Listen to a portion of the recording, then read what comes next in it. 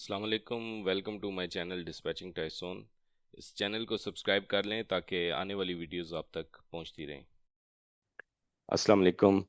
एक बड़ी प्यारी न्यूज़ मेरे सामने से गुजरी तो मैंने सोचा आप लोगों से भी डिस्कस कर लिया जाए। एक आर्टिकल आया फ्रेट वेव्स पे कि the great freight recession is officially over. मतलब क्या है कि जो एक ट्रकिंग इंडस्ट्री में मंदी का रुझान चल रहा था वो खत्म हो चुका है। तो देखते हैं इस आर्टिकल में इन्होंने क्या चीज़ें डिस्कस की हैं और इसके बारे में मेरी अपनी ज़ाती राय क्या है, तो ये चीज़ें डिस्कस करते हैं। सबसे पहला पॉइंट उन्होंने लिखा है कि टेंडर रिजेक्शन राइजिंग।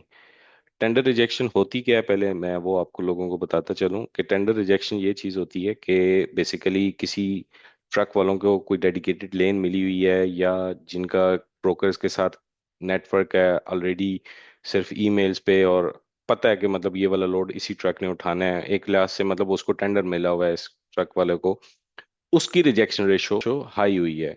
अब हाई होने से क्या मतलब है? मतलब ये है कि यहाँ पे ये जुमला लिखा हुआ है 6% तक चली गई है as compare to 3.4% last year labour day पे जो इसकी रेशो चल रही थी। This change indicates that the carrier now have more control in choosing which loads they accept. इसका मतलब ये है कि कैरियर के पास अभी चॉइस आ गई है कि मुझे ये लोड लेना चाहिए या नहीं लेना चाहिए।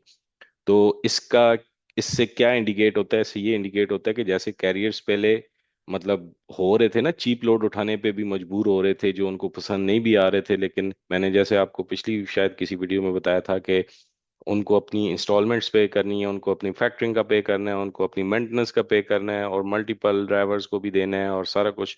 तो वो क्या करते थे कि बस in order to keep their wheel rolling वो कुछ भी उठा लेते थे, और ब्रोकर्स को भी ये चीज़ पता होती थी कि बाय एनी केस वो जो लोड भी लगा रहे हैं, if somebody is not taking somebody else will take that load, और वो इस चीज का फायदा उठाते थे, वो जिसकी वजह से चीप लोड भी उनका पिक हो जाता था। लेकिन अब इस रेशो में फर्क आया है, ये रेशो इंक्रीज हुई है, जिसकी वजह से डेफिनेटली ब्रोकर्स ये सोचना पड़ेगा कि अगर उनकी लोड्स रिजेक्ट हो रहे हैं तो किस वजह से रिजेक्ट हो रहे हैं, और वजह एक ही हो सकती है, वो है प्राइस। तो उनको प्राइस अपनी वापस लानी पड़ेगी। ये रेशो 6% बहुत बड़ी रेशो नहीं है, लेकिन ये जितना चेंज आया 3.4% से 6% तक, ये चेंज इंपॉर्टेंट है, moving towards a positive path, के कम से कम एक कैरियर्स ने स्टांस लेना शुरू कर दिया है कि जो चीप लोड्स हैं वो लोग नहीं पिक करेंगे, और जिसकी वजह से रिजेक्शन रेशो हाई होती जा रही है। इसी तरीके से इन्होंने दूसरा बताया कि स्पॉट रेट भी इंक्रीज हो रहे हैं सारे ट्रक्स का डाटा, जो कि 2022-23 में जो इन्होंने देखा है, तो एवरेज रोड जो हो था वो तकरीबन $1.54 था तकरीबन एक साल पहले, और अब जबकि ये बढ़ के $1.78 तक हो चुका हुआ है। ये उन्होंने ग्राफ भी शो किया हुआ है, सोनार ग्राफ के थ्रू ये सारी चीज बताई हुई है। डिक्रीजिंग कैपेसिटी, ये इंपॉर्टेंट है। ये क्यों इम्पोर्टेंट है? ये इसलिए कि एफएमसीएसए का एक रूल है क्लियरिंग हाउस के नाम से, क्लियरिंग हाउस 2 के नाम से, जो कि 18 नवंबर को इम्प्लीमेंट होगा, और विद इन 2 वीक्स वो तकरीबन 1,70,000 ट्रक ड्राइवर्स का जो सीडीएल है वो खत्म कर देंगे। किन ड्राइवर्स का वो खत्म करेंगे? जिनका स्टेटस प्रोहिबिटेड में था और वो उन्होंने क्लियर नहीं कराया हुआ। तो ये एक्सपेक्ट किया जा रहा है तकरीबन 18 नवंबर से एक रूल इम्प्लीमेंटेशन हो रही है इसकी, और विद इन 2 वीक्स ये सारा इम्प्लीमेंट कर लेंगे। इसकी डिटेल में नहीं जाते कि कौन से ड्राइवर्स हैं जिनको खत्म कर दिया जाएगा, लेकिन इससे हमें क्या फायदा होना है? हमें ये फायदा होना है कि आपको पता है कि इस टाइम मार्केट डिस्टर्ब है। मार्केट क्यों डिस्टर्ब है? क्योंकि ट्रक्स ज्यादा हैं और लोड कम है। तो लोड कम होने की वजह से ट्रक्स वालों को पता है कि कोई ना कोई लोड इसको पिक कर लेगा, और उनके हिस्से में ये लोड नहीं आना। जैसे मैंने आपको एक वीडियो में बताया था कि, और ये साल के शुरू का डाटा था, कि बॉक्स ट्रक खाली लोड की निस्बत 126% है, यानी जहाँ पे 26% ज्यादा है, नॉट 126, 26% ज्यादा है। कि अगर 100 लोड्स हैं तो उसको उठाने के लिए जो ट्रक्स हैं वो तकरीबन 126 हैं। तो सारी बात है कि वहां पे हर किसी की दौड़ होगी कि ये मार्केट को आप समझते हैं कि जो सप्लाई चेन प्रोसेस जिसको कहते हैं, कि जब डिमांड जिस चीज की ज्यादा होगी, इस टाइम डिमांड किस चीज की ज्यादा है? इस टाइम डिमांड लोड की ज्यादा है। ट्रक्स वाले ज्यादा हैं, वो किसी भी रेट पे उठाने को तैयार हो जाते हैं। तो इसकी वजह से हमें एज अ डिस्पैचर या ट्रकिंग इंडस्ट्रीज को क्या फायदा होना है? वो ये फायदा होना है कि इसकी वजह से जारी बात है, ये 1,70,000 जो ट्रक ड्राइवर्स हैं, ये किसी न किसी एक ट्रक को चला रहे होंगे, और ट्रकिंग की जो कैपेसिटी है वो रिड्यूस होगी। जब वो रिड्यूस होगी तो ब्रोकर्स हैं वो अपने लोड्स को भिजवाने करने हैं। तो उनकी जो वो मनमानी थी कि भाई ठीक है, somebody विल टेक इट, उनका एक ही जुमला होता था। अगर आप बहुत ज्यादा बहस करें ना कि यार ये तो बहुत सस्ता लगाया हुआ है, पिछली दफा तो हमने इतने में किया था, उसने कहा नहीं लेना ना ले भाई, somebody will take it, simple उनका वो होता था। तो ये जो कैपेसिटी डिक्रीज होने से आपको ये फायदा होगा कि जो मार्केट इम्बैलेंस हुई हुई है उसके एक बैलेंस होने का चांस है। और क्योंकि आगे और रूल्स भी इनके बारे में टफ कर रहे हैं। अगला इसका पॉइंट क्या है जी? Political influence.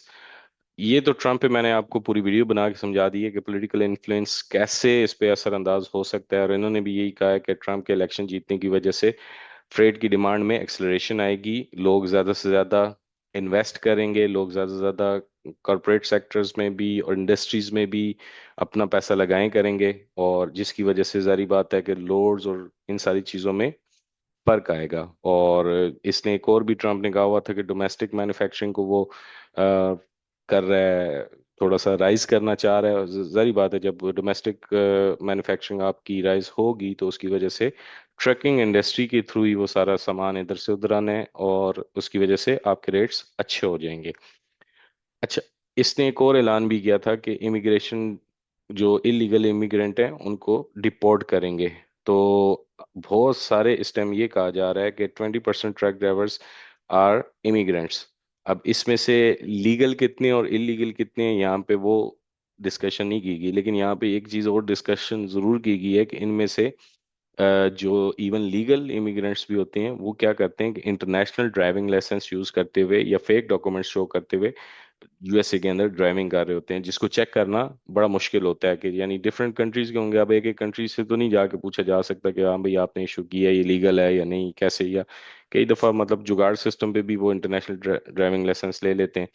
तो इस चीज को भी स्नब किया जा रहा है कि एक तो जो डिपोर्ट करने वाला सिलसिला वो शुरू हो जाएगा, और दूसरा एक एफएमसीएसए ने भी ये चीज की है कि अब इस चीज पे भी वो थोड़ा सा नजरसानी करेगा कि जिनके पास इंटरनेशनल ड्राइविंग लाइसेंस है और डॉक्यूमेंटेशन है उसके बारे में भी वो लोग अभी जांच पड़ताल करेंगे।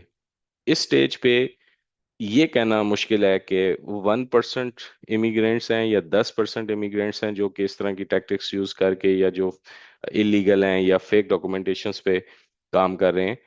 तो इस तरह का डाटा इनके पास नहीं है, बट ये है कि जब एक इसी तरह इमिग्रेंट्स को डिपोर्ट किया जाएगा तो डेफिनेटली काफी सारे ट्रक ड्राइवर्स भी उसमें से डिपोर्ट होंगे। बाकी भी नीचे वही बात की जा रही है कि इसने अपनी तारीफ की हुई है कि हमारा सोनार डाटा जो है ना बड़ा हाई फ्रिक्वेंसी डाटा है और रिफ्रेश होता है, ये होता है वो होता है। तो मेन चीज़ें यही डिस्कस की हुई थी। अब इसमें मेरा क्या पॉइंट है? इसमें एक पॉइंट बड़ा ज़बरदस्त था, वो ये था कि following our decisive elections I believe the freight market is recovering and might exceed expectations over the next year. अब ये सारी बातें कह रहा है कि एक साल तक इसमें बेहतरी आएगी, और मेरा भी यही पॉइंट है इसमें कि ये एकदम से इसमें बेहतरी नहीं आएगी या रातों रात आपको नहीं समझ आएगी कि मतलब बड़ा फर्क आ गया।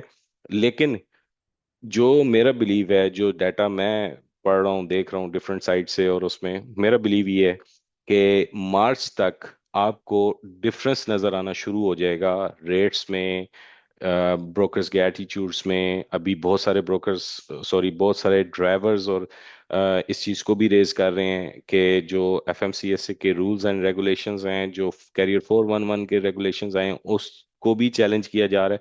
तो मुझे लगता है कि मार्च तक इसमें आपको एक सिग्निफिकेंट चेंज नजर आना शुरू हो जाएगी।